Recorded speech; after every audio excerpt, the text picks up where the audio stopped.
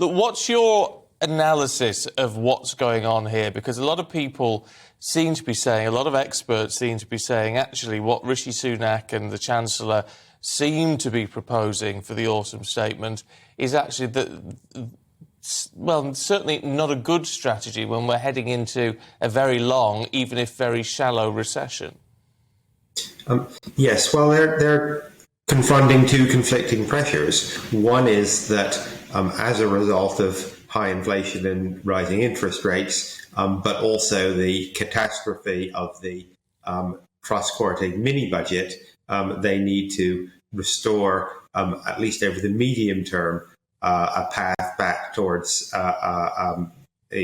fiscal stability or fiscal sustainability, at the same time as the UK is, as you say, in the short term, facing the prospect of recession. That would have been quite difficult to do even without the turmoil of the last 6 months. It's now become extremely difficult to do. In my view, the UK clearly does need tax rises for fiscal sustainability because we need to finance a decent quality public services. That doesn't necessarily mean we need to do that all right away. And it certainly doesn't mean we need to cut public spending, which in my view would be, in general, quite the wrong thing to do for some of the reasons that you mean. What we need is a gradual program to restructure and reform the tax system so it shifts some of the, increases some of the tax burden, particularly on middle and upper income earners and people who've got a lot of wealth and property, but to do that in a way which actually helps rather than damages the economy.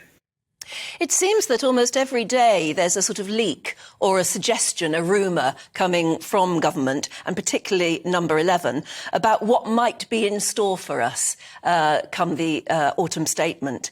Are we being warmed up, softened up for really dismal news, or are we being drip-fed what actually might be better than we're dreading? That's a very good question, and I don't know the answer. What I would say, though, is that I think it's a pretty bad way to make economic policy. This sort of continual program, continual, as you say, quite rightly, sort of drip of leaks. It reduces confidence. If you talk to people in business, they simply have no idea what the government thinks it's doing.